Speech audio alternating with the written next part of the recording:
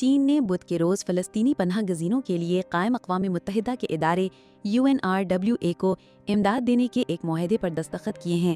اس کے ساتھ ساتھ چین نے عالمی برادری سے بھی اپیل کی ہے کہ وہ اقوام متحدہ کے اس امدادی ادارے کے ساتھ تعاون کا سلسلہ جاری رکھے، جس کے بقول غزہ میں جاری جنگ اور فنڈز کی شدید کمی کے باعث اس کا اپنا وجود خطرے میں پڑ گیا ہے۔ یہ امدادی معاہدہ بیجنگ کے سالانہ عطیات کا حصہ ہے، جس پر اردن کے دارالحکومت عمان میں فلسطینی ریاست کے لیے چین کے دفتر کے سربراہ زینگ جیشین اور UNRWA کے ڈائریکٹر شراکت داری کریم عامر نے دستخط کیے ہیں۔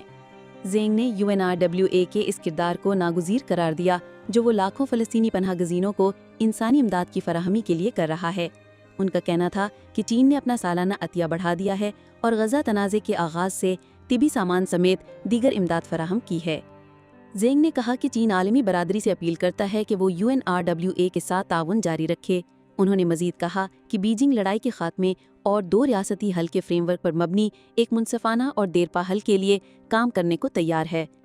UNRWA کو اس وقت ایک بڑے مالیاتی بحران کا سامنا اس وقت کرنا پڑا جب اسرائیل کی جانب سے عالمی ادارے کے 1 درجن ملازمین پر 7 اکتوبر کو حماس کی زیر قیادت حملوں میں ملوث ہونے کے مبینہ الزام پر کئی اہم عطیہ دہندگان نے فنڈنگ روک دی تھی۔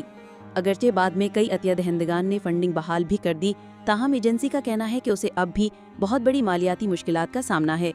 UNRWA کی ڈائریکٹر کمیونیکیشنز جولیٹ ٹوما کا کہنا ہے کہ غزہ میں جاری تباہ کن جنگ کے آغاز سے اب تک اس کے کم از کم 340 ملازمین مارے جا چکے ہیں، جبکہ اس وقت ادارہ خود بھی بقا کے خطرے سے دوچار ہے۔ چین فلسطینی پناہ گزینوں کا ایک دیرینہ دوست رہا ہے، جبکہ UNRWA کا بھی عزیز دوست ہے۔ چین کی جانب سے تعاون کی ہمیشہ ستائش کی گئی ہے۔ ہم خاص طور پر موجودہ حالات میں کسی بھی تعاون پر بے حد شکر گزار ہیں۔